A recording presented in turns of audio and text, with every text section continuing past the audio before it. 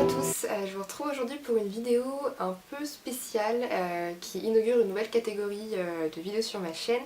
Je l'ai sobrement appelée discussion parce que j'étais pas très inspirée. Donc si vous avez d'autres idées, n'hésitez pas à m'en faire part, je prendrai vos suggestions avec plaisir.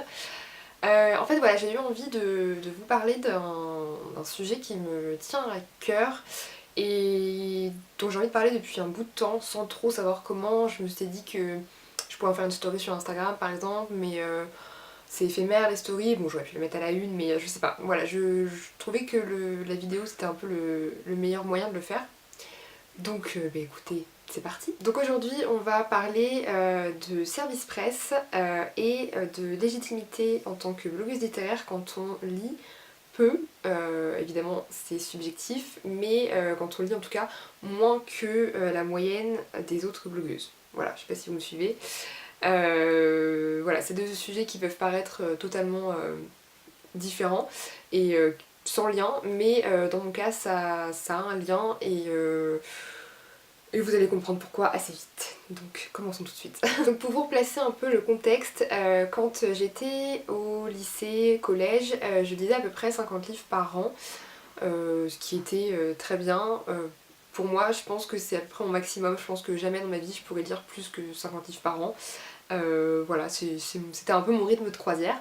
Sauf que quand je suis arrivée à la fac, je suis passée à peu près à une trentaine de livres par an, ce qui était évidemment beaucoup moins, pour plein de raisons, notamment parce que je faisais des études de droit, donc déjà ça c'est quand même the big raison, et puis parce que voilà, j'ai eu un copain, j'avais une vie sociale, que j'avais peut-être moins au lycée, ou en tout cas je sortais moins au lycée, donc ça peut jouer. Et puis évidemment l'arrivée aussi de YouTube un peu dans ma vie, des séries un peu en force, parce que quand on est fatigué, c'est plus facile d'ouvrir son écran de téléphone portable ou juste de Mac, enfin bref, et de regarder des séries quoi.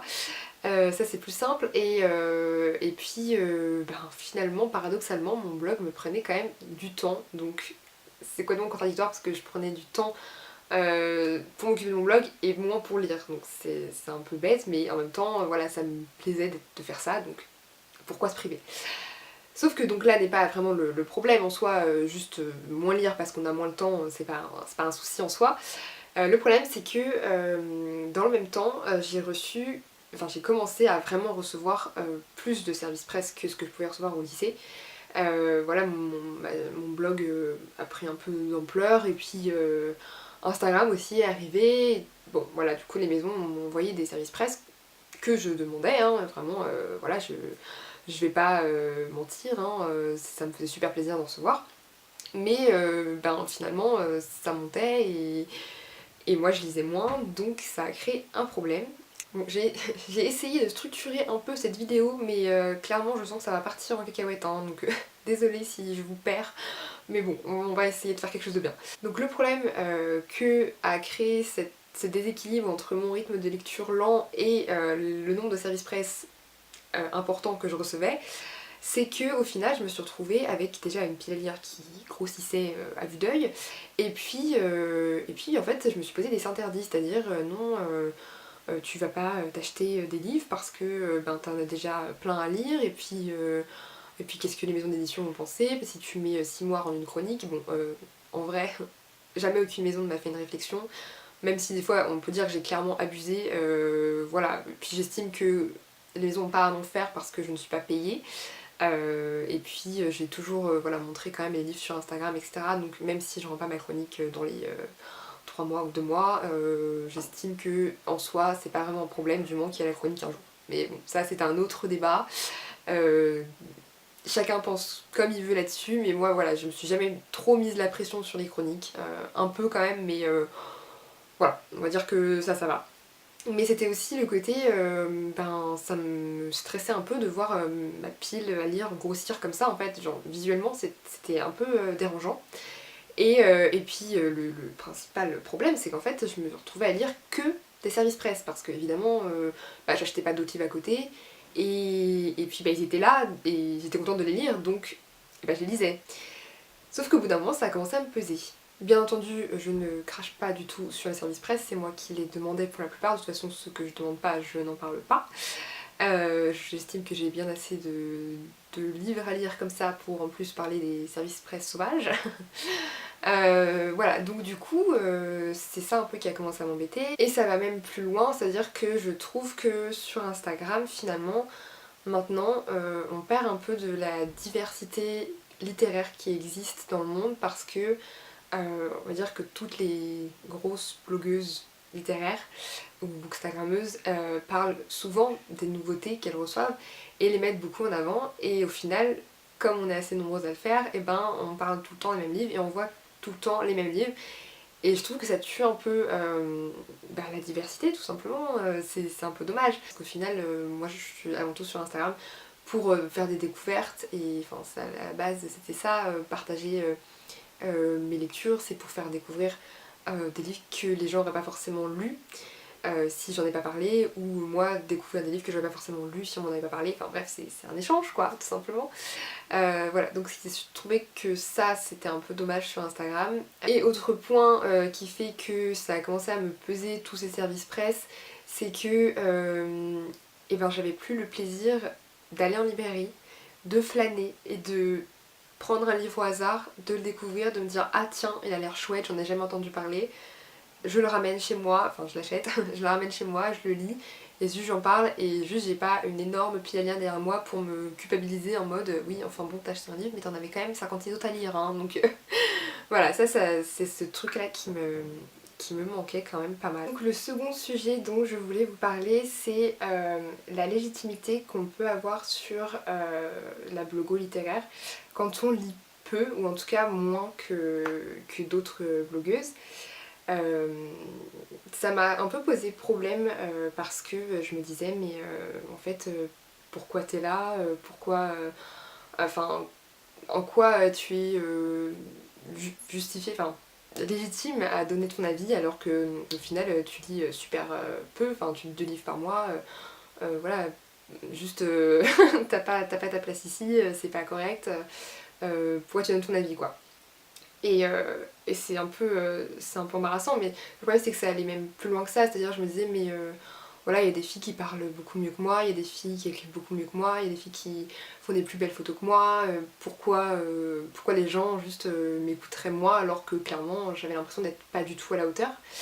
Et ça m'a posé quand même un peu des problèmes, enfin des problèmes juste dans ma tête, hein, clairement, parce qu'il n'y en avait pas ailleurs. Enfin, c'est juste moi qui ai psychoté et qui avait aucune raison de le faire. Mais il m'a fallu un petit peu de temps pour l'intégrer.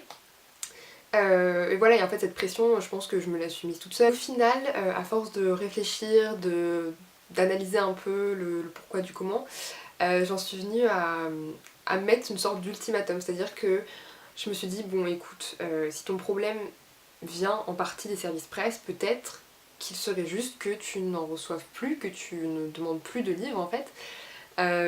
Et pendant à peu près, on va dire 2-3 mois, j'ai quand même pas mal réduit mes services presse, c'est-à-dire que j'en demandais beaucoup moins.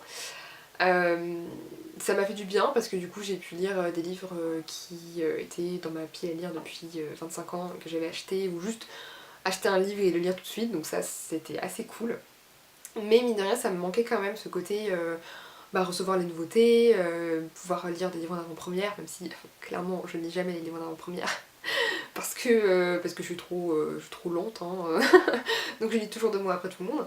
Mais voilà, en fait je me suis rendu compte qu'il fallait juste que je trouve un équilibre entre recevoir des services presse et lire peu. Ce qui fait que je me suis tout simplement mis un contrat avec moi-même. Je lis les livres que j'ai envie de lire, que ce soit un service presse ou un livre que j'achète. Si le service presse me fait plus envie, je vais lire le service presse, et si le livre que j'ai acheté me fait plus envie, je vais lire le livre que j'ai acheté. Typiquement, quand j'ai acheté Les Sœurs Carmine, Salon du livre de Paris, je les ai lus tout de suite alors que j'avais 5 services presse à lire. Et tant pis, c'est un peu ce que je fais depuis le début de ma chaîne et de mon blog, donc voilà, ça n'a jamais posé problème. C'est juste moi qui me suis mis une pression toute seule comme une grande, et une pression un peu débile. Mais en même temps je pense que cette pression elle est venue aussi avec le fait que ça se... on va pas dire que ça se professionnalise, mais voilà, sur la blogo maintenant c'est plus comme avant, enfin c'est hyper, les photos elles sont hyper belles, il faut faire des chroniques super régulièrement, etc. Et c'est devenu quand même vachement plus intense qu'avant. Avant c'était un peu à la maison, tranquillou. Voilà, donc je pense que c'est venu un peu de là. Mais je pense que j'ai trouvé mon équilibre et du coup c'est assez cool, je pense. Et c'est aussi pour ça que j'avais envie de vous en parler, parce que peut-être qu'il y a d'autres blogueuses, alors que ce soit des blogueuses littéraires ou pas, hein, parce que je pense que ça peut toucher tout le monde, mais c'est juste que moi c'est ce que je connais, enfin je reçois pas d'autres produits que des livres, donc forcément je parle de livres.